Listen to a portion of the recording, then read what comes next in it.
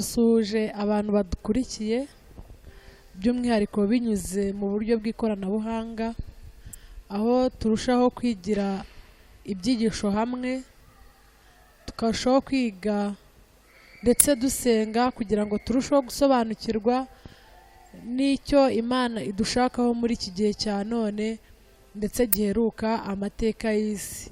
Tumaze igihe twiga icyigisho cyacu cyari gifite by'umwihariko cyose gifite umutwe ugira uti urupfu gupfa n'ibyiringiro by'ahazaza.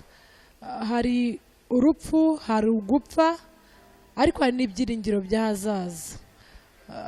Ntabwo nje ndi jyenyine, nzanye n'abavandimwe, njyewe tuvugana ni Rachel dutera imbere, turi kumwe na Teresfore Uwabera ndetse na Byirukiza Joseph. Barakoze cyane bakimara kutwibwira. Rero nk'uko njyewe n'abavandimwe turi kumwe tugiye gufatanya, tugiye kwiga icyigisho cya 9 by'umwihariko tuziga muri iki cyumweru cyose, aho gifite umutwe uvuga ngo imirongo ivuga ibihabanye.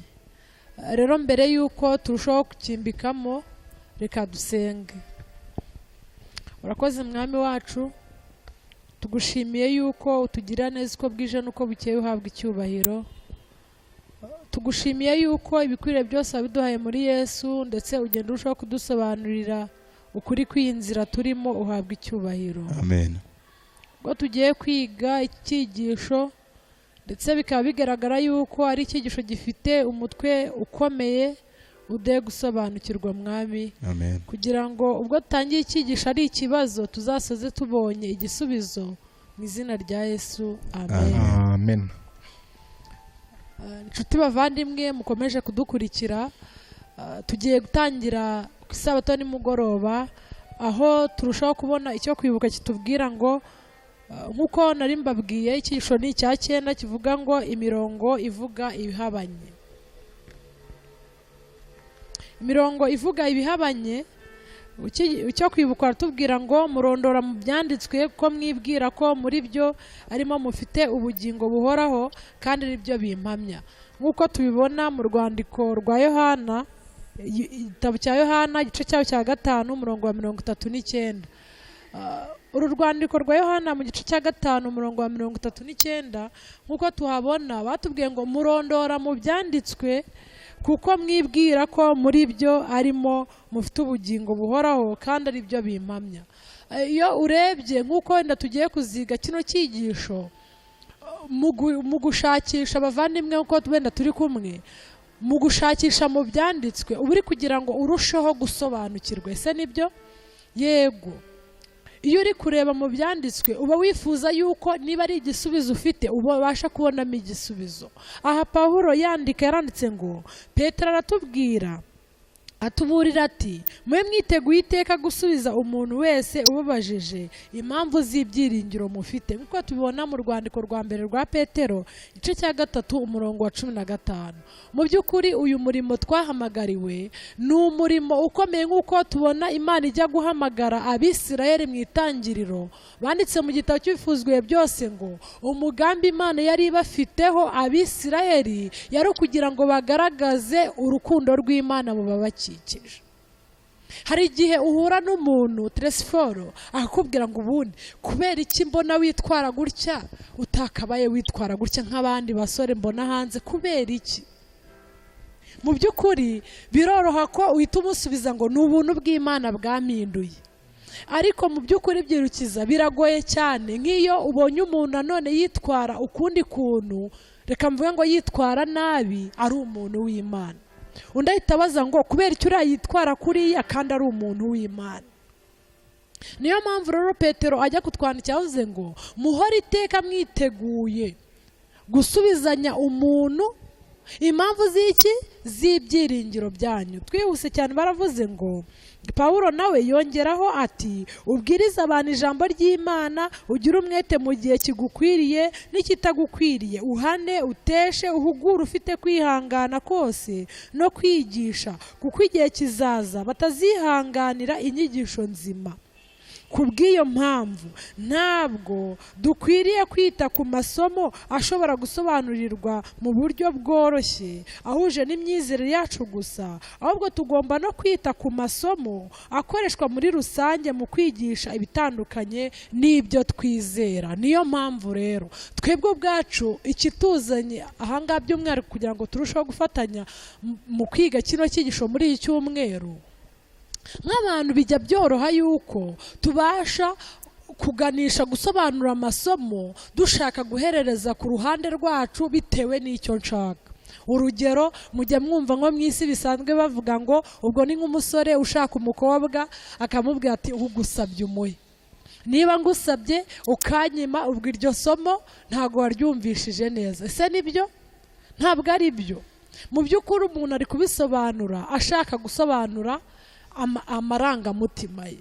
Niyo mpamvu rero igihe Pawulo yahuguriraga abantu babwira ngo uhugure kandi uhane kandi uteshe, turi mu gihe cy'uko dukwiriye kuvuga ubutumwa bwiza nk'uko tubibona muri Matayo 24 umurongo wa 15 na 14. Baravuze ngo ubutumwa bwiza bw'ubwami buzigishwa mu isi yose ngo ubuhamya bwo guhamiririza iki amahanga yose. Bivuga ngo hari igihe kizagera bwa buhamya bukabatsinda kuko babuhawe ariko ntibagire ute, ntibabwiteho. Rero nk'uko tuzakomeza kubibona muri iki cyumweru, hari amagambo avuga ngo nk'uko dusanzwe tubikora dukwiriye gukurikiza urugero rwa Yesu.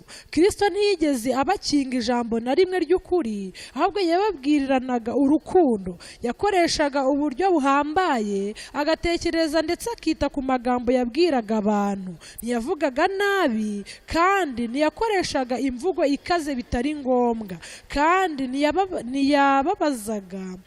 ntiyababazaga abantu bamuteze amatwi igihe bitari ngombwa. Ntiyahinyuraga intege nke za kimuntu. Mu by'ukuri abantu uyu munsi wa none nk'uko tubona mu gitabo cy'ibifuzwe byose paji ya 275, Yesu uko umuntu yazaga niko yamwakiraga. Ariko igihe twabonaga ko igihe cyabaga ngombwa yuko Yesu acyaha iki abantu, tubona nk'urugero abantu bari kuvunjishiriza mu rusengero arabacyaha. Bavandimwe rero ndabararikira by'umwihariko kugira ngo tubashe kujyana muri iki cyigisho cya 9 muri iki cyumweru cyose. Ndasaba Imana cyane kugira ngo imirongo ivuga ibintu bihabanye, ariko nk'uko turakomeza kubibona abantu benshi bumva yuko ibintu bibaza atari byo, ariko tuzabona yuko hari icyo Imana gikomeye ashaka kudusobanuriramo.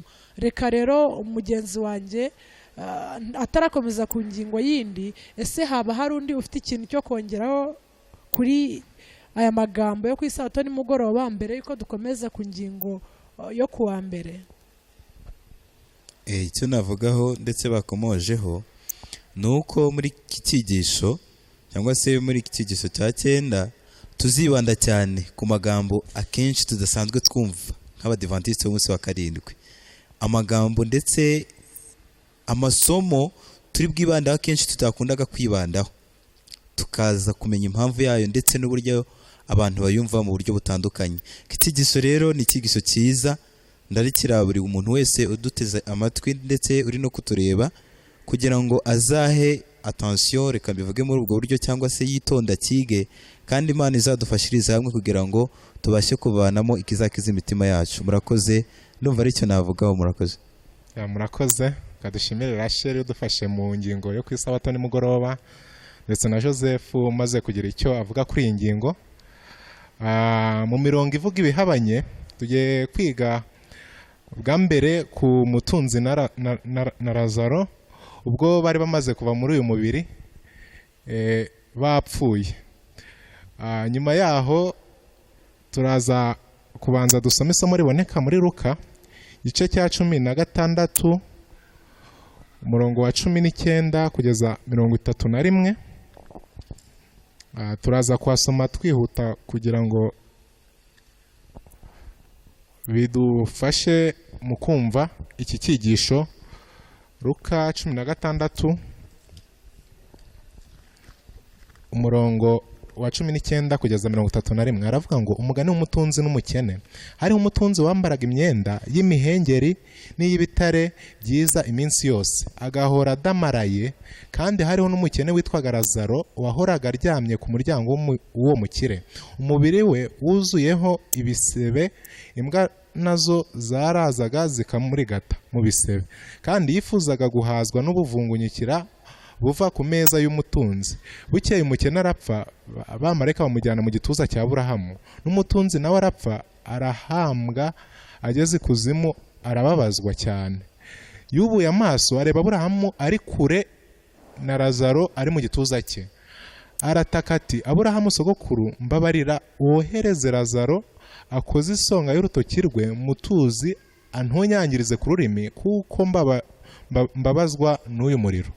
Aburahamu aramubwira ati, mwana wanjye, ibuka yuko wahawe ibyiza byawe ukiriho, Lazaro nawe yahawe ibibi, none aguwe neza hano, naho wowe urababazwa cyane.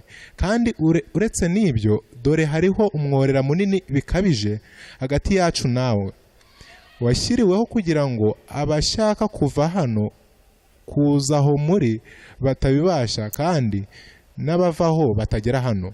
Nawe ati, ndakwinginze sogokuru, ngo nibura umwohereze kwa data, kuko mfite bene data 5, ababurire ngo nabo batazaza aha hantu ho kubabarizwa cyane. Aburahamu aramubwira ati, bafite Mose n'abahanuzi babumvire. Nawe ati, oya sogokuru Aburahamu, ahubwo nihagire uzuka akabasanga bazihana. Aramubwira ati, nibatumvira Mose n'abahanuzi ntibakwemera naho umuntu yazuka. Aya ngaya ni amagambo akomeye, ariko tugiye kuyarebera mu cyerekezo cy'iki cyigisho turi kwiga, kivuga ibijyanye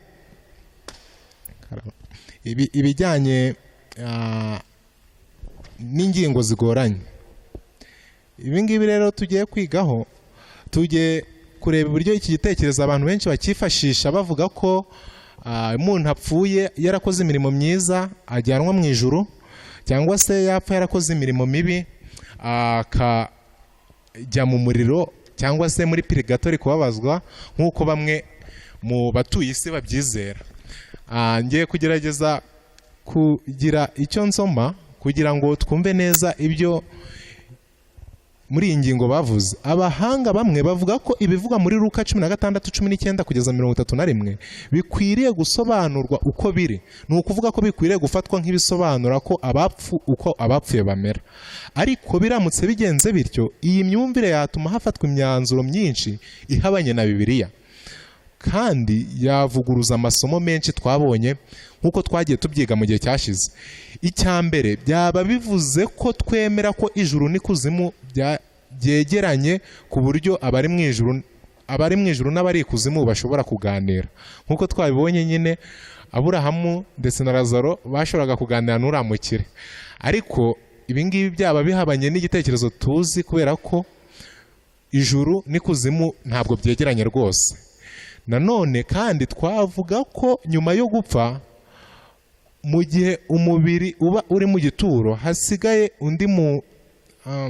hasigara undi muntu uri mu ishusho y'umwuka, ufite amaso, urutoki, ururimi, kandi ishobora kugira inyota. Niba uyu mugani ugaragaza imiterere y'umuntu nyuma yo gupfa, icyo gihe ntabwo ijuru ryaba ari ahantu hari ibyishimo n'umunezero. Baranvuze muri iki cyigisho ngo kuko umuntu uri mu ijuru ashobora gukomeza kubona abantu bababara, kandi mu ijuru nk'uko tubizi tuzabayo ari mu munezero. Rero ibi ngibi ntabwo byaba ari byo, ahubwo iki gitekerezo gifite ubundi busobanuro gishatse kuvuga, nk'uko tugiye kubireba wenda mu magambo aboneka mu gitabo cy'imigani ya Kristo cyanditswe na Ellen G. White, avuga ku bijyanye n'iki gitekerezo. Ni imigani ya Kristo igice cya 21 kivuga ngo umukire na Lazaro nyuma yo gupfa bigenda gute. Niko umutwe w'icyigisho uvuga. Haravuga ngo muri uyu mugani Kristo yasangaga abantu aho bari. Abantu benshi bari bategeye amatwi amagambo Kristo yavugaga, bemeraga inyigisho zivuga ko hagati yo gupfa no kuzuka umuntu aba yumva. Ahangaha mu gihe cya Yesu bari abantu yigishaga muri icyo cyigisho, mbese bizeraga ko nyine inyuma yo gupfa hari ubundi buzima. Rero Yesu agafata iyo avantage kugira ngo abone uko abigisha ubutumwa bwiza, agahera aho ngaho basobanurira ibijyanye n'iby'ingoma y'agakiza. Umukiza yasaga n'ufatiye indorerwamo imbere yabo ngo birebe bamenye by'ukuri isano bari bafitanye n'Imana. Yakoresheje imvugo iriho kugira ngo yerekane ko nta muntu uheshwa agaciro n'ibyo atunze. Ibyo afite byose ni ibye mu buryo bw'intizo, atijwe n'Uwiteka gusa. Ni ibi ngibi Yesu yashakaga kwigisha, ko umuntu ibyo atunze ni ibye mu buryo bw'intizo, yabitijwe n'Imana. Ahangaha ntaho bihuriye n'ingingo ijyanye no gupfa no kubaho, ahubwo yifashishije irangingo kugira ngo asobanure ibijyanye no gupfaho n'urupfu n'umuzuko, ndetse n'ukuntu bigenda iyo umuntu apfuye. Ariko tubonye ko iyo umuntu apfuye biba birangiye, nta kindi ashobora gukora, dore ko n'uriya mu kire yashatse kugira ngo baze baburire abari ku isi, ariko nta kintu byari guhindura.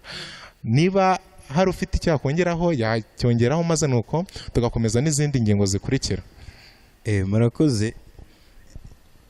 Icyo nongeraho ni aya magambo basoreje hasi kugira ngo dusubize n'iki kibazo muri iyi ngingo, ndetse nshimira Teresforo ku bushakashatsi yadukoreye, akagenda agareba na kiriya gitekerezo migani ya Kristo. Nsaba n'abadukurikiye kugira ngo tujye twifashisha n'ibitabo dufite, kuko birahari kugira ngo tubashe gusobanukirwa biruseho. Ariko hano umwanditsi yaranditse ngo hasi munsi y'iri somo ryo muri Luka haranditswe ngo uyu mugani utwigisha ko icya mbere imiterere yawe nuko abantu bakuze uyu munsi atari byo bizashingirwaho mu guhabwa ingororano z'igihe kizaza. Mana ni nziza. Ni ukuvuga ngo ahangaha icyo abantu bashingiraho uko bambona uyu munsi, ariko ahangaha icyo umwanditsi yibanzeho, urabona uriya mukene Lazaro yari afite ibisebe, yasaga nabi, yari umuntu w'inyangwa, yari umuntu abantu batitayeho mu bigaragara, ariko ntabwo icyo ngicyo ari Imana igenze gute ishingiraho. Ndetse turibuka neza igitekerezo cya Dawidi, Imana imuhitamo, bakuru be bari abasore beza barebare, undi we yajyanywe mu nka nako mu ntama, ndetse tubigereranyije n'inka z'uyu munsi, ni umushumba wa wundi nyine uza nyuma, wa wundi imvura yirirwa inyagira, ariko ahinduka iki? Umwami. Ni muri ubwo buryo rero muri ubuzima iki gitekerezo cyo gishaka kutwereka nuko Imana itareba uko abantu babona inyuma bimeze, ahubwo Imana ireba mu mutima. Ndetse icyo tuzirarikira muri akanya ni uguhinduka tukabaza icya kabiri ngo kandi iherezo rya buri muntu ritegurirwa muri ubu buzima, kandi ntabwo rishobora guhindurwa nyuma yo gupfa. Ritegurirwa hehe? Muri ubu buzima. Iki gitekerezo ntabwo tukwiye kukirebera ngo Joseph Rachel nasinzira hari uburyo azagaruka akaganira n'abantu.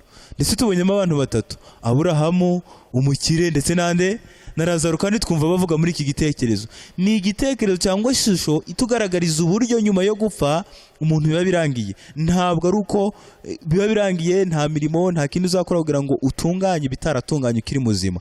Niyo mpamvu rero bidatunganya ubuzima cyangwa bitaduha ishusho y'ubuzima tuzabaho nyuma yo gupfa, ahubwo bitwigisha ubuzima bwo turimo uyu munsi kugira ngo twitunganye, nk'uko mu mubwiriza hatubwira ko nyuma imigambi n'ibiki byose biba birangiye iyo umuntu apfuye, n'ubundi niko bikomeza kugenda. Ntabwo dukwiriye kubifatira mu myumvire y'uko umuntu akomeza kubaho nyuma yo gupfa, ahubwo nibiturarikira yuko nyuma ntacyo umuntu akora. Aburahamu uriya mutunzi ntacyo yakoze kugira ngo ahindure ibitarahindutse. Reka Imana idufashe kugira ngo tubaze kumvira neza iki gitekerezo cya Lazaro ku murongo kiriho, tureke kugitwara mu buryo bwa purigatori, cyangwa se ubundi abantu bashobora kwihangira, cyangwa se ubundi bavuga ngo souls, kuko hano baravuga mu Cyongereza baravuze ngo soul, roho iragaruka iravuga. Oya, ntabwo ari ubwo buryo umuntu yasinziriye biba birangiye. Niko iki gitekerezo gishaka kuvuga. Tukijyanye muri angire ya Bibiliya byakwangiriza byinshi muri Bibiliya nk'uko babivuze. Murakoze mwese. Nk'uko ahangaha ku kibazo gisoza ingingo babivuzeho, baravuze ngo aramubwira ati nibatumvira Mose n'abahanuzi ntibakwemera naho umuntu yazuka. Muri Luka igice cya 16 umurongo wa 31, ni mu buye butumwa ni ubuhe butumwa buri mu magambo ya Yesu afite imbaraga dushobora kubona muri iri somo bwerekeranye n'ububasha bwa bibiliya n'uburyo dushobora kwakira ubwo butumwa? Abavandimwe turi kumwe cyangwa mudukurikiye mu buryo butandukanye, by'umwihariko dukoresheje ikoranabuhanga, turi kwiga icyigisho nababwiye cya 9, ariko tugeze ku ngingo ya mbere tukiriho ariko iryoshye cyane, vuga ngo umukire na Lazaro. Nk'uko iki kibazo bakitubajije mu gitabo cy'imigani ya Kristo twavuze tubabwira igice cya 21, batubwiye uburyo ki mu gihe cya Yesu ajya kuvuga ngo nubwo Mose yarababwiye arababurira, ariko bavuga ngo nubwo umuntu yazuka ntabwo mwabyemera. Nuvuga ngo mu gihe cya Yesu turibuka ko Lazaro yamuzuye. Ese nibyo? Ariko abantu bari baranze kwemera Yesu, ariko n'igihe Lazaro yazukaga abantu ntabwo babyemeye yuko ari imirimo Imana igize ute ikoreye abo bantu. Uyu munsi wa none rero icyo turushaho kwigiraho nuko Mose icyo yari yarandikiye abantu, yabandikiye ubutumwa bwiza, abandikira ubuhanuzi bw'ibihe bigera uko bizagenda bikurikirana, ndetse agenda barushaho kubabwira. Bizera Mose, tubona neza yuko uramukira aravuze ngo ubwire Mose. Avuga noneho mbere yaho baravuze ngo Aburahamu sokuruza, bigaragaza yuko Aburahamu hari ibindi byiringiro baramwizeyemo cyane. Hari igihe dusoza iyi ngingo, hari ikintu nshaka kuvugaho uyu munsi wa none dukwiriye kwigiraho, umukire na Lazaro. Nge namwe by'umwihariko turi kumwe ahangaha mu kuyobora iki cyigisho, bavandimwe, urugendo Imana yaduhamagariye, hari ikintu gikomeye cyane ku umukire na Lazaro twigiraho. Baravuze ngo mu gitabo imigani ya Kristo bavuze ngo ibizaba mwirangira ry'iteka, baravuze ngo ibizaba mwirangira ry'igitekerezo cy'isi. Umukire yavugaga ko ari umwana wa Aburahamu, ariko agatandukanywa nawe n'umworera nyirantarengwa ari wo ngeso mbi yimenyereje. Aburahamu yakoreraga Imana kandi akayubaha. Umukire ntabwo yitaga ku Mana no ku by'imbabare zikeneye. Benshi muri iki gihe nubwo bizera bo mu itorero bakurikira iyo nzira, bashobora kugira uruhare mu mirimo y'itorero, ariko imbere y'Imana ntibarushe gukiranuka umunyabyaha ruharwa. Mbega amagambo akomeye! Abantu benshi mu itorero bashobora kugira uruhare mu mirimo y'itorero, ariko ku byo gukiranuka ntibarushe umunyabyaha ugize ute ruharwa. Baravuga ngo umuntu ushaka ibinezeza by'isi ntashobora gukorera Imana, bene uwo wahitamo inzira z'ibyaha. Iyo urupfu rumucakiye gitunguro, ajyana mu gituro ingeso yimenyereje akiriho. Mu gituro ntahagirira imbaraga yo guhitamo icyiza n'ikibi, kuko iyo umuntu apfuye ibitekerezo bye bishira. Bavandimwe, twibuke yuko ahangaha by'umwihariko kuri icyigisho ibibazo abantu bibaza cyangwa bigenda bigarukaho abantu bakagenda basobanura ibintu bitandukanye. Abantu benshi bazi yuko iyo umuntu apfuye hari ahandi hantu ajya agakora imirimo nk'uko ingingo by'umwihariko ihasi iki cyigisho cyose, bakumva yuko hari ahantu ajya akababazwa agatunganywa, yego, ariko tubona yuko ibyo ngibyo reka mvuge ngo ni ubupagani cyangwa ni ukudasobanukirwa. Baranditse ngo ijwi ry'Imana rikanguye uwapfuye azuka afite ibitekerezo by'ibyo yakundaga akiriho. Imana ntikora igitangaza cyo kurema umuntu bushya atararemwe bushya akiriho. Ingeso za bene uwo muntu ntiziba zihuje n'iby'Imana ishaka, bityo rero ntiyabasha kunezererwa mu muryango wo mu ijuru. Muri ibi bihe rero hariho abantu bifuza kubaho mu buryo bishakiye butari uburyo Imana ishaka. Imana ntirangwa mu bitekerezo byabo, bigatuma babarirwa mu mubare w'abatayizera.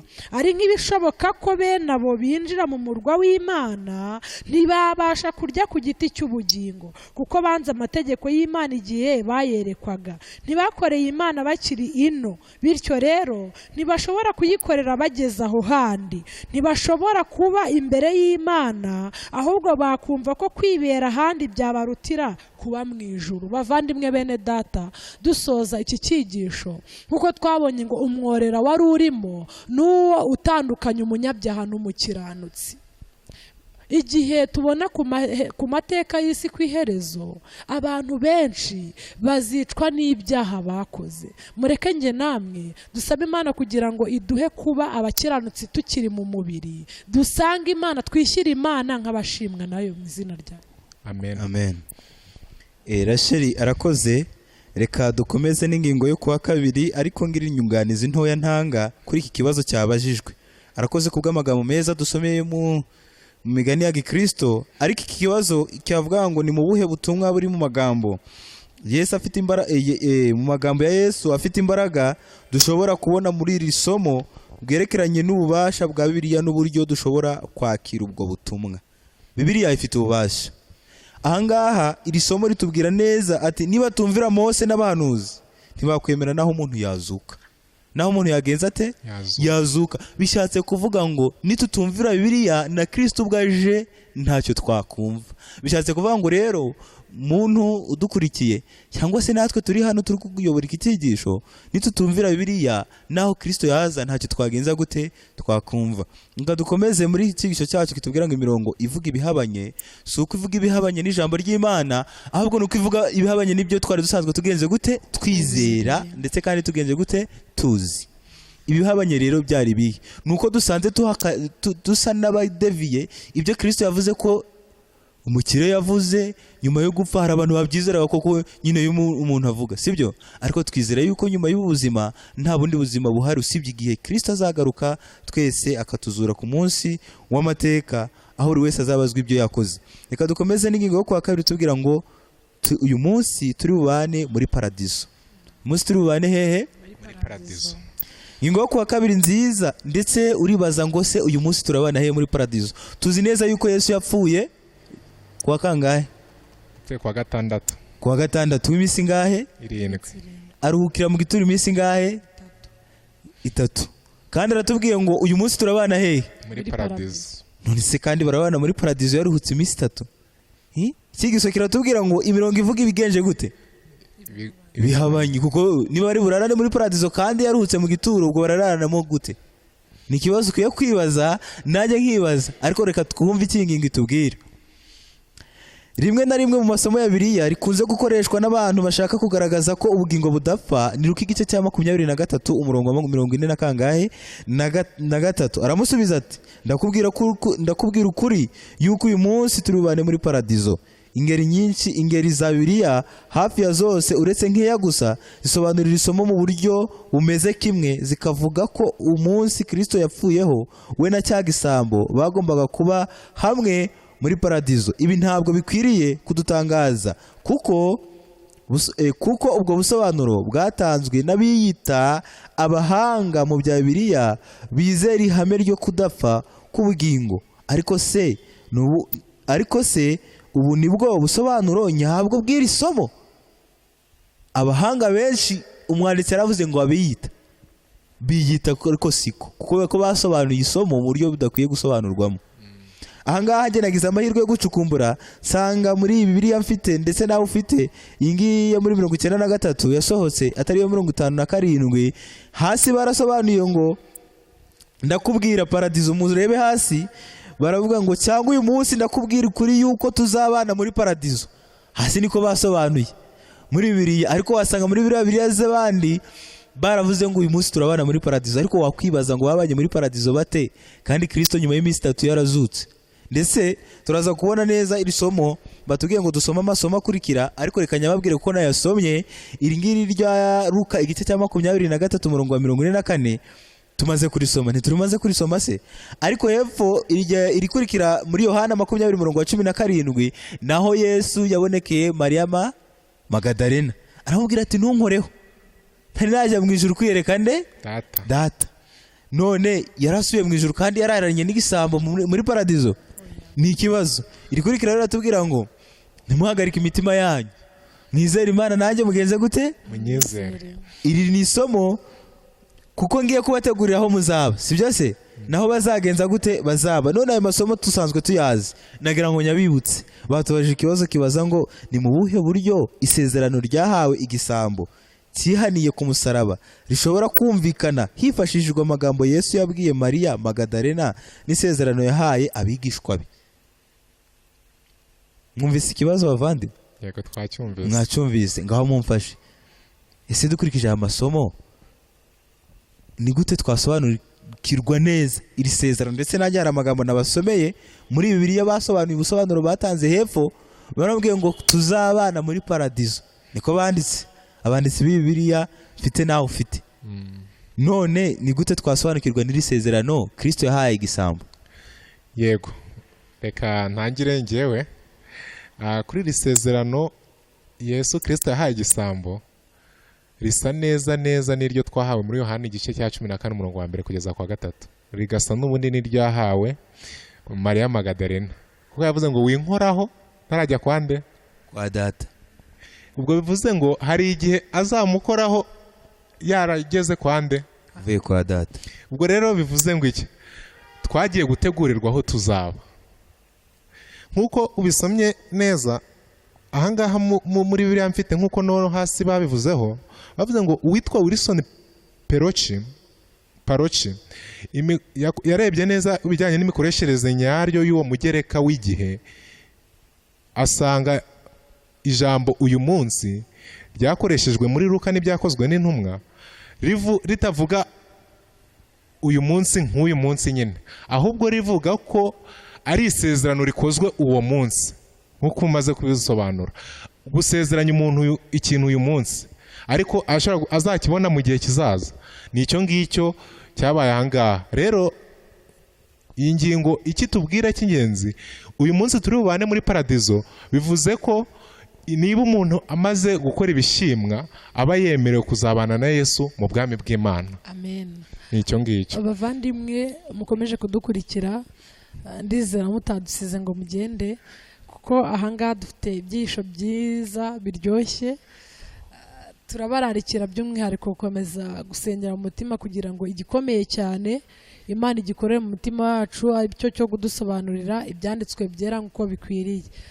Nk'uko umuvandimwe amajije kubitubwira byirukiza ku ngingo yo kwa kabiri turiho, ndetse na Teresifora akunganira by'umwihariko kuri iki kibazo.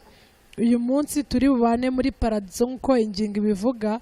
Iri sezerano Yesu yamuhaga ntabwo yari uburyarya cyangwa kumubeshya nk'uko bamwe bajya bagerageza gutebya mu by'Imana babivuga.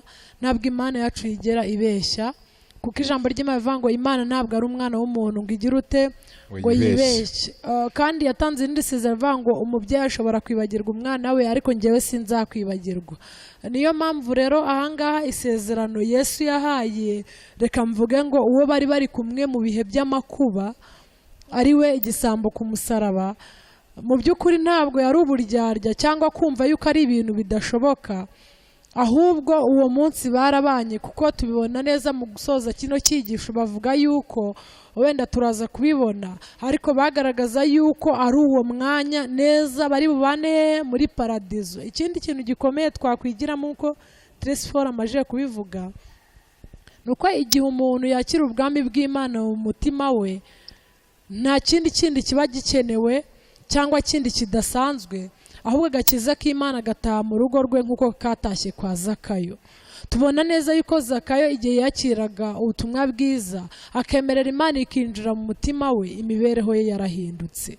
Uyu munsi wa none rero ijambo ry'Imana ribivuga neza yuko umuntu ashobora kubaho muri paradizo yo kubaho akiranuka abana na Yesu, ariko paradizo ikomeye igihe abasinzira bazaba bazutse, nk'uko turabibona ku ngingo yo kwa 3. Igihe Yesu Kristo azaba agarutse, abantu bagerageje bakoze ibikwiriye nk'uko Imana ibishaka bazabana muri paradizo. Ariko uyu munsi wa none Imana irifuriza buri muntu wese ko yamuha ubugingo akabasha kuba mu mahoro atangwa n'ijuru. Rasheli, barakoze bombi kunyunganizi ku kibazo twari tubashijwe, ntacyo ndenzaho. Urakoze cyane, tubwiye ko iri sezerano ryahawe intumwa muri Yohana 14 n'ubundi rihura n'iry'iki gisambo cyahinduriwe amateka. Reka nsome nihuta. Imyizerere ivuga ko Kristo na cya gisambo bagiye muri paradizo cyangwa mu ijuru uwo munsi ihabanye n'amagambo Yesu yabwiye Mariya Magadalena nyuma yo kuzuka kwe, kuko yavuze ko ko atarazamuka ngo ajye kwa se mu ijuru. Mwumvise? Ni ukuvuga ngo abantu bafite imyizerere ivuga yuko yahise azamuka iryo joro ntabwo ari byo, kuko yarutse iminsi 3 ndetse nyuma yayo yabonanye na Magadalena aramubwira ko atarazamuka hehe mu ijuru. Bishatse kuvuga ngo rero ntabwo yabanye nawe, ntabwo yararanye nawe hehe muri paradizo cyangwa hehe mu ijuru, kuko yagiyeyo nyuma yuko azutse.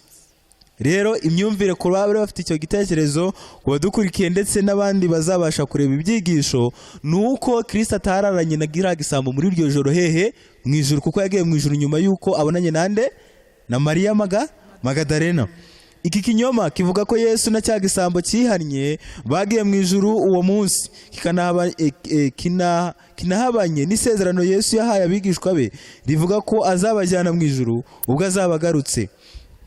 Ikibazo cyo muri Luka 23 umurongo wa 43 gishingiye ku kumenya niba umugereka w'igihe uyu munsi Salmon mu Kigiriki ukwiriye guhuzwa n'inshinga iwukurikira kuba, cyangwa niba ukwiriye guhuzwa n'inshinga iwubanziriza kubwira. Uwitwa Wilson Peroshi avuga ko hashingiwe ku kibonezamvugo bisa naho bidashaka kugaragaza imikoreshereze nyayo y'uwo mugereka w'igihe. Nyamara Luka we yari afite umugambi wo gukoresha uwo mugereka ku nshinga iwubanziriza. Ibi byabaye inshuro 14 mu nshuro 20 ijambo uyu munsi ryakoreshejwe muri Luka n'ibyakozwe n'intumwa. Wilson Peroshi aya magambo tuyasanga muri iki gitabo yanditse. Kubw'iyo mpamvu uburyo nyabwo bwo gusoma Luka 23 umurongo wa 43 bwaba ubu.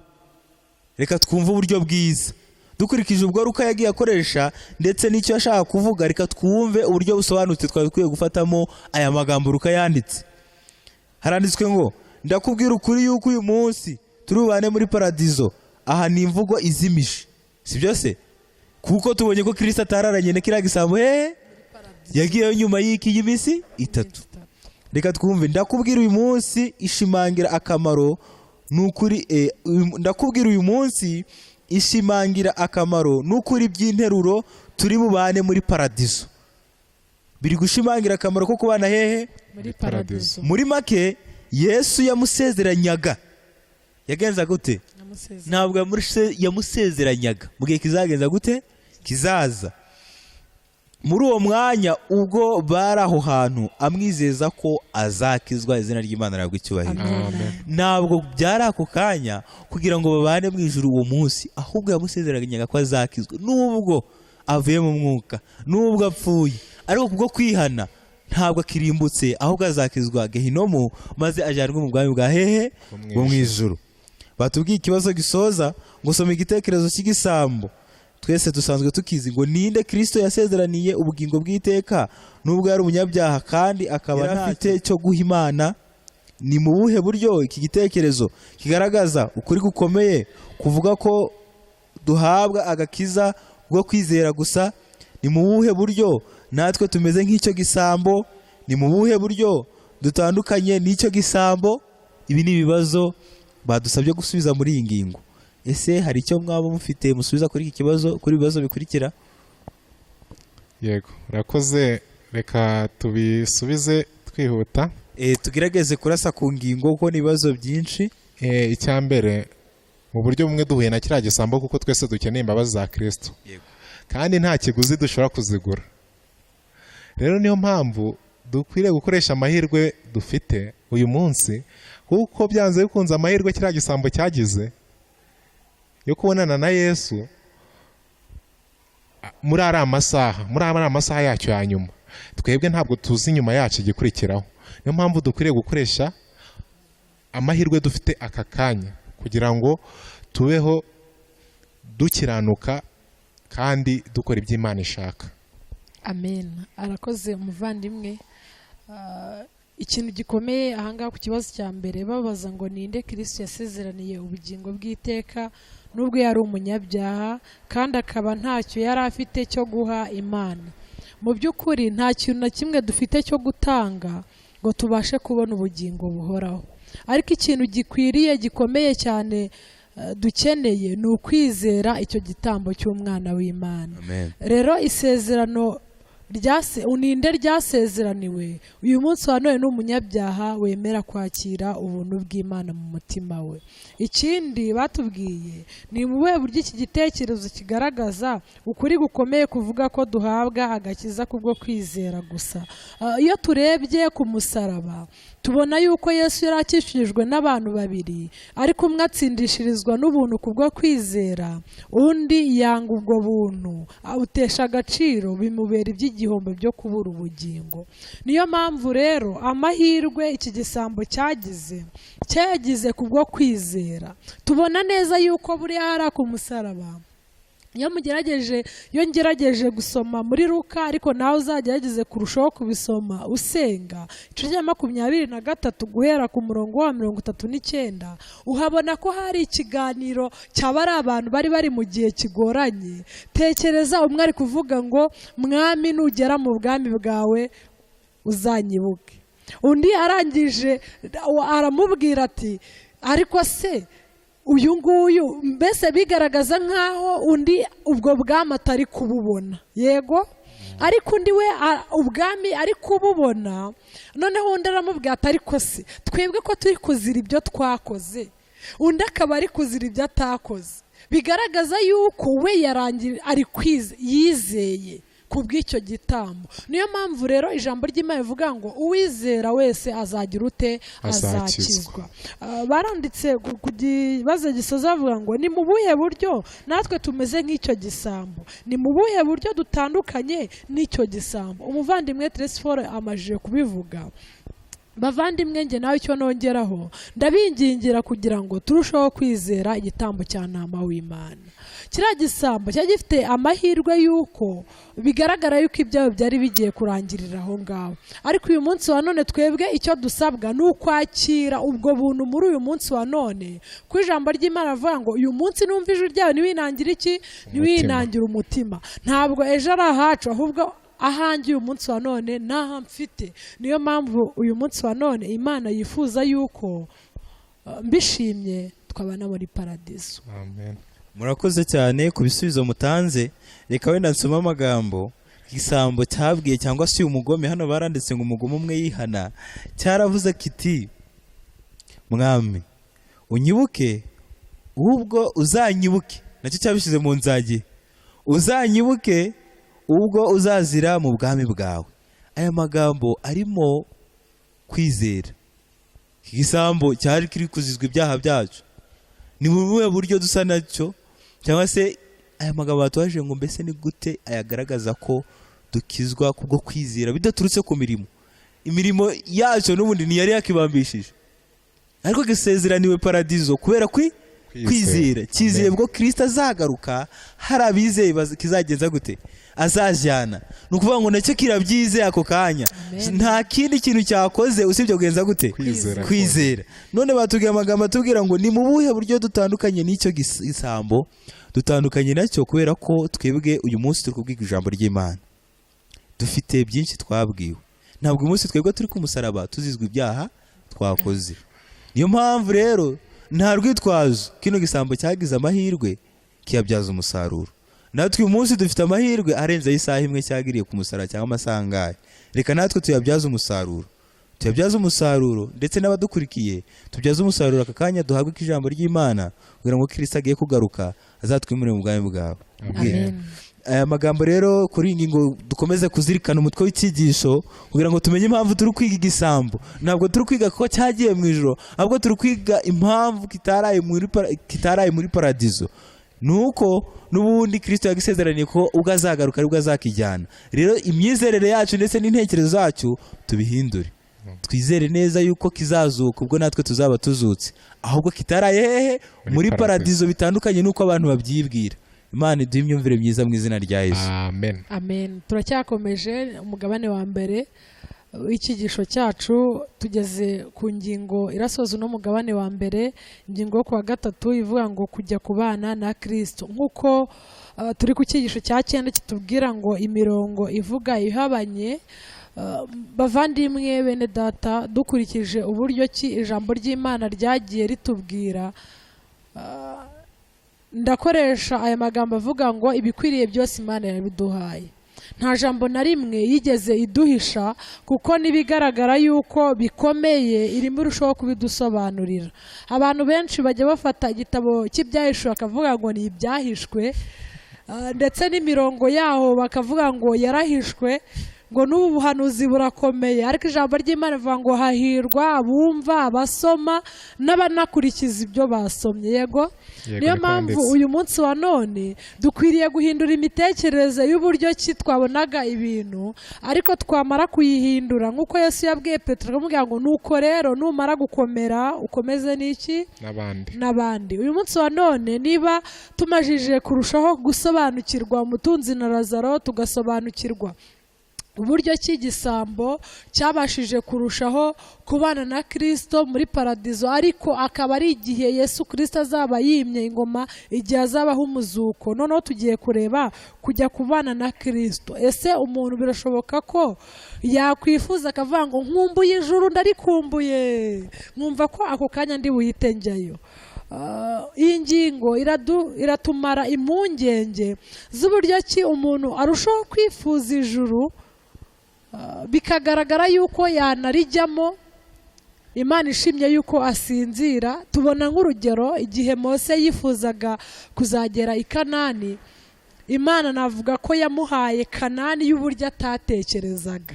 Yatekerezaga Kanani y'ibigaragara, ariko Imana iramubwira ngo ngwino mbikwereke. Irayimwereka yose, arayibona. Navuga ko yanayimwegereje imbere y'akarusho no kubona imbuto n'uburyo zingana, ariko igikomeye yamuhaye Kanani yo mu ijuru. Amen. Rero birashoboka yuko muri iyi ngingo kujya kubana na Kristo, uko byumvikana Imana yacu tuyahategerwa ni mu ijuru, mu bwami bw'amahoro. Niyo mpamvu rero uyu munsi wa none umuntu yakwibaza, ese birashoboka ko najya kubana na Kristo? Iyi ngingo iribanda mu isomo riboneka mu Bafilipi igice cyayo cya mbere guhera ku murongo wa 20 gukomeza. Ngiye gusoma imirongo 3 ubundi dukomeze n'iyi ngingo. Baranditse baravuga ngo umurongo igice cya mbere Abafilipi umurongo wa 21, erega ku bwanjye kubaho ni Kristo kandi gupfa kumbereye inyungu. Ariko rero niba kubaho mu mubiri ari cyo kizantera gukomeza kwera imbuto z'umurimo wanjye, sinzi icyo nahitamo.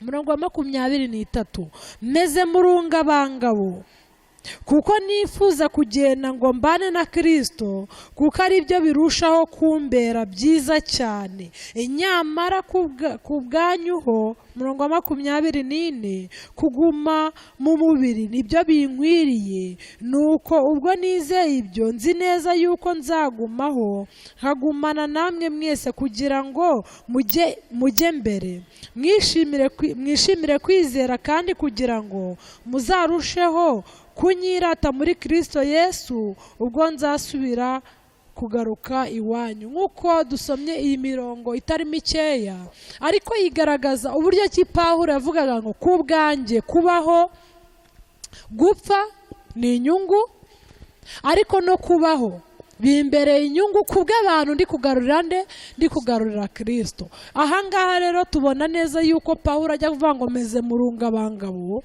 ni igihe yumvaga yuko kubwe yagira ute yava muri uyu mubiri agapfa. Ariko Imana hari umurimo ukomeye yari ikimuteganyiriza wo kugira ute wo gukora ku isi. Kuko Pawulo nanone yandika mu Batesalonike, mu rwandiko rwa mbere rw'Abatesalonike ku gice cyaho cya 4, yanditse amagambo akomeye guhera ku murongo wa 13 kugeza ku wa 14. Ntabwo masoma, ariko harimo imirongo igaragaza avuga ngo reka mbamenere ibanga. Bigaragaza yuko hari ibintu abantu bumvaga bashaka mu matwi yabo kumva. Noneho Pawulo arangije aravuga ati umva rero, reka mbamenere ibanga, ntabwo twese tuzasinzira. Bavandimwe, iyo dusomye mu ntambara ikomeye mu Icyigisho cya 41, tubona yuko hagaragaza yuko hari abantu Kristo azasanga bakiriho. ariko ikintu gishimishije nakunze cyane iyo dusomye mu rwandiko rwa mbere rw'abakorinto igice cya 15 umurongo wa 51 kumanura iyo mirongo, bagaragaje yuko nta muntu n'umwe uzatanga undi kugera aho hantu. Hari abazaba barasinziriye mu bituro, ariko mu migani ya Kristo bandika bavuze ngo abo bantu mu gihe bazakanguka bizaba bigaragara, bazakanguka bameze nk'aho ari umunsi umwe bamaze mu gituro. Noneho nabo abandi bazaba bakiriho ngo bahurire mu kirere, ubundi bazamurwe mu bwami bwo mu ijuru. Ese bavandimwe, murabona hari umwanya bazabona wo kuvuga ngo wewe wabaga hehe? Uwo mwanya ntabwo bazawubona. Ikintu kizaba kirangaje imbere abana b'Imana ni ubutumwa bwiza. Uyu munsi wa none birashobora kuba waba wifuza kujyanwa mu ijuru ukajya kubana na Kristo, ariko hari umurimo ugikeneye gukora kuri iyi si. Emerera Imana kugira ngo iyobore ubushake bwawe. Pawulo, uvuge nka Pawulo ngo meze mu rungabangabo, ntabwo ngewe nzi ikintu nahitamo. Niba ari ugupfa byambera inyungu, naba nduhutse imiruho n'imihati ya hehe yo muri iyi si. Ariko inyungu ikomeye cyane Pawulo yakomeje ku murongo wa 25 yaravuze ngo kubwanjye kugumana namwe ni ukugira ngo murusheho kwiga ubutumwa bwiza, haboneka umubare w'abantu benshi bagira ute bakira ubwo butumwa. Iyo nayo ni inyungu ikomeye yuko hari abantu tugarurira Kristo. Bavuga mu Icyigisho baranditse baravuga ngo Pawulo yari atwawe n'icyifuzo cyo kuba muri Kristo muri ako kanya no kuzabana na Kristo nyuma yo kugaruka kwe. Iyi ntumwa ivuga ko n'urupfu rudashobora kutwambura icyizere cy'uko turi ab'umukiza wacu n'umwami wacu. Amen. Nk'uko yabivuze mu rwandiko yandikiye Abaroma agira ati, kuko menye neza yuko naho rwaba urupfu cyangwa ubugingo bitazabasha kudutandukanya n'urukundo rw'Imana ruri muri Kristo umwami wacu. Amen. Niba turiho cyangwa niba dupfa turi ab'umwami. Amen. Amen. Kubwo kwizera uku kuri, Pawulo yita abapfuye bizeye abasinziriye muri Yesu, kandi bazazurwa ubwo Kristo azaba agarutse kugira ngo bahabwe ubugingo bw'iteka. Amen. Amagambo igika kigana ku musozo hano baranditse ngo mbese igihe Pawulo yagaragazaga icyifuzo cyo kujya kubana na Kristo, yashakaga kuvuga ko nyuma yo gupfa kwe ubugingo bwe buzajya kubana na Kristo. Ese bavandimwe, ntabwo ariko bimeze. Yego, ntabwo ariko biri. Turi kubona yuko nk'uko Icyigisho kibivuga, ni imirongo ivuga ibihabanye. Abantu bakunda kumva nyine niba Pawulo yaravuga ati njye ndumva nshaka kujya kubana na Kristo rwose, ariko ntabwo ari uko nguko kaho kanya bagiye kubana. Amaze gupfa agahita abana na Kristo. Yego, bavuga ko nyine warumva ashaka kwipfira akigira hehe mu ijuru. Kera tukiri abana, ndavuga tugifite ibitekerezo bya cyane, kuko na Pawulo yarabyandika avuga ngo nyiri umwana atekerezaga nk'iki nk'umwana, ariko maje gukura nahinduye ibitekerezo. Hari ibintu byinshi dukura twumva bimeze, uvuga ngo kera ninkura nzaba umuganga, ninkura nzatwara indege, ariko ugasanga kugeza ubu ngubu kugira ngo utware indege no ku kibuga cyayo ushobora kuba utapfa kuhagera.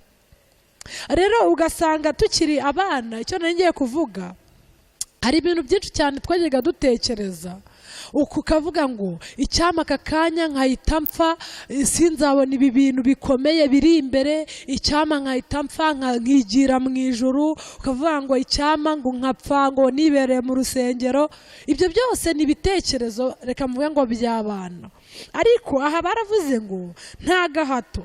Muri aya magambo Pawulo agaragaza icyifuzo cye cyo kuva muri ubu buzima bwa none bwuzuye ibibazo akajya kubana na Kristo, ariko ntabwo agaragaza igihe gishobora kuba kiri hagati y'ibyo bikorwa byombi.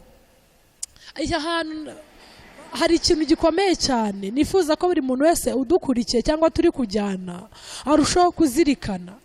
ntabwo Pawulo yigeze agaragaza igihe kiri mu gupfa kwe no mu kubana na Kristo avuge ngo ni uyu munsi umwe, ni iminsi ibiri, ni iminsi hagati yo itatu. gupfa ndetse no kubana na Kristo harimo iminsi ingahe, imyaka ingahe, igihe kingana iki? Ibyo ntabwo yigeze abivuga. Ikintu gikomeye dore iki gikurikiraho, yaravuze ngo ntabwo iri somo rivuga ko Pawulo yateganyaga guhita ajya mu ijuru akimara gupfa. Yasobanuye neza ko atazahabwa ingororano Kristo ataragaruka. Amen. Amen.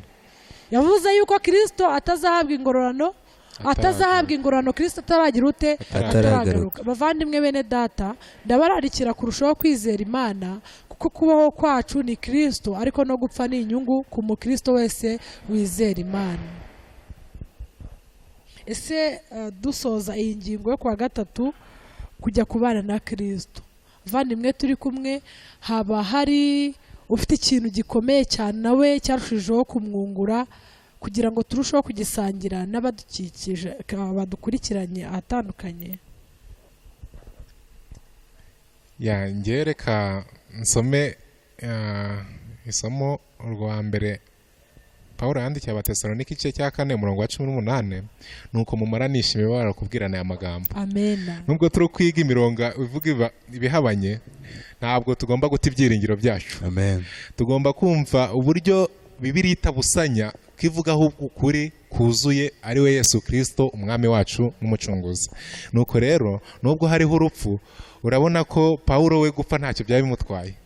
Rero natwe twizere neza kandi dukore ibishimwa, kugira ngo natwe niyo twapfa abandi basigaye bumva bafite amahoro, kuko bazi ko umunsi Yesu azagaruka tuzajyana mu bwami bwo mu ijuru, tukamaranisha imibabaro kubwirana iri jambo ry'Imana.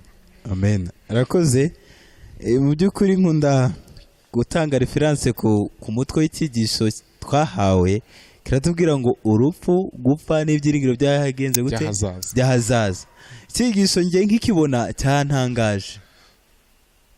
Hari umuntu tubwiye ngo twakuyemo ahubwo turi gukuramo, si byose ubwo nubwo turi kukiga. Reka nsabe abantu turi kumwe mu buryo bwa YouTube, mu by'ukuri ahangaha weho ukuye mwiki, ariko hari icyo ndi gukuramo. Fasha Amigisho imbere yawe, by'ukuri nubwo turi kwigana kuri uburyo bw'ikoranabuhanga, ariko birakwiriye gufata n'icyigisho cyawe tukabana. Ahangaha Pawulo nubwo yashakaga gupfa, ntabwo yashakaga gupfa. Reka nsoma aya magambo ari hepfo. Ariko se ni kuki Pawulo yihisemo gupfa aho kubaho? Kuko icyo gihe yashoboraga kuba aruhutse imiruho yose, ntiyongere kugira uburibwe bw'umubiri. Muribuka neza ko Pawulo yari afite igishako hehe ku mutima, ndetse ngo asaba bitari rimwe ngo kive mu mubiri, ariko bigenza gute? Biranga.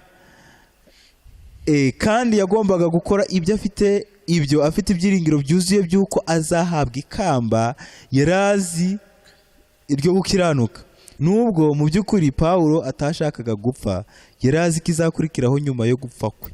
Yarazi ko nasinzira muri uyu mubiri hano ndabika ikamba ry'ubugingo. Ntabwo Pawulo yashaka kuvuga yuko namara gupfa ako kanya azahita ajya hehe mu ijuru, ahubwo yaravuga ati mu by'ukuri ndiri kuruha, iyi si imereye nabi, ndetse yahuraga n'ibyago byinshi tugenda tubona, ariko yaravuga ngo gupfa ni byiza, kubera ko namara gusinzira, reka tubyite gusinzira, kuko Pawulo yarasinziriye, azakangukira guhabwa ubugingo buhoraho, nta bindi bibazo zongera kugenza gute guhura nabyo, ahubwo azakangukira kubona ubugingo bw'iteka ryose. Na rero niko twabonye ko mu by'ukuri wasinziriye n'ubundi yongera kwicura nk'uwaryamye nijoro, ntabwo amenya ngo byagenze gute, ahubwo ahita akangukira, ahubwo agakanguka ari guhindurwa mushya, nk'uko twagiye tubibona mu cyigisho cyashyize mu cyumweru twari tumaze kwiga. Murakoze, nicyo navanyemo. Barakoze cyane abavandimwe. Dusoza, hari ikibazo babajije kuri iyi ngingo isoza, kugira ngo abadukurikiye bafite ibyigisho nabo tubashe kujyana. Banditse ngo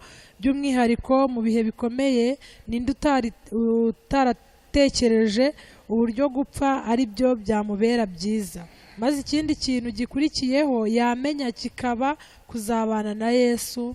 Ni mu buhe buryo iki gitekerezo kidufasha gusobanukirwa n'icyo Pawulo yashakaga kuvuga mu rwandiko yandikiye Abafilipi? Ari isomo rimwe ngiye gusoma mu Baheburayo igice cya 11 umurongo wa 39 baranditse ngo abo bose nubwo bamaze guhamywa neza kubwo kwizera kwabo nyamara ntibahabwa ibyasezeranyijwe kuko Imana yatugambiriye ikirushaho kuba cyiza kugira ngo abadatunganywa rwose tutari kumwe. Imana ishimwe cyane yuko yatugeneye yuko intwari zo kwizera zose zabayeho mu bihe byose tuzatunganyirizwa hamwe. Turasaba Imana cyane kugira ngo irushaho kuduha imbaraga zo kwizera kugira ngo kujya kubana na Kristo uyu munsi wa none buri muntu wese yabigiramo uruhare agategura imibereho ye maze Kristo niyerekanwa tukazabana. Turasaba Joseph abashe kutuyobora mu isengesho dusoza uyu mugabane wa mbere.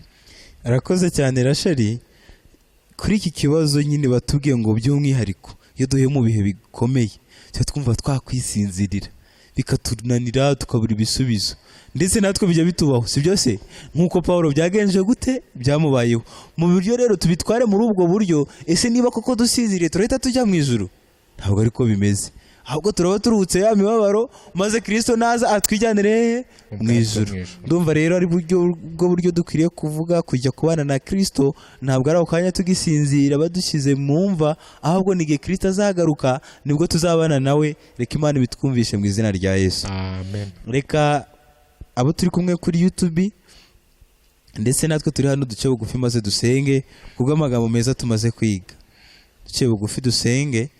Urakoze Mana idukunda, urakoze Data wa twese, uri Imana ikomeye, Imana itegerwa n'ibibonetse byose, ahubwo Imana yera, izina ryawe nirihabwe icyubahiro. Amen.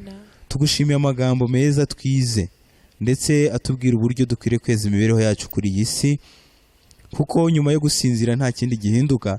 Turakwinginze ngo duhe gufata umwanzuro w'icyitwa none, maze ubwo garuka tuzagusanganire twishimye. Tubonye ko kwizera bidaturuka ku mirimo myinshi twakoze, kuko dushobora kwitwa abayobozi ndetse tukitwa n'ibindi, ariko tumeze nk'imva zisizwe ingwa. Uturinde kuba ibyo Mwami. Ndakwinginze kugira ngo aho turi twiga, haba mu mazu yacu aho turi ndetse n'aho turi hatandukanye, n'abadukurikiye bose kuri rubuga, twese duhe guhinduka, duhe kubana natwe mu by'ukuri, duhe guhumurizanya n'amagambo meza yuko naho twasinzira muri ubuzima ugiye kugaruka ukatwimura mu bwami bwawe. Bana natwe kandi duhe gukunda ijambo ryawe, maze ugiye kugaruka twese hatabuzemo n'umwe tuzagusanganire twishimye.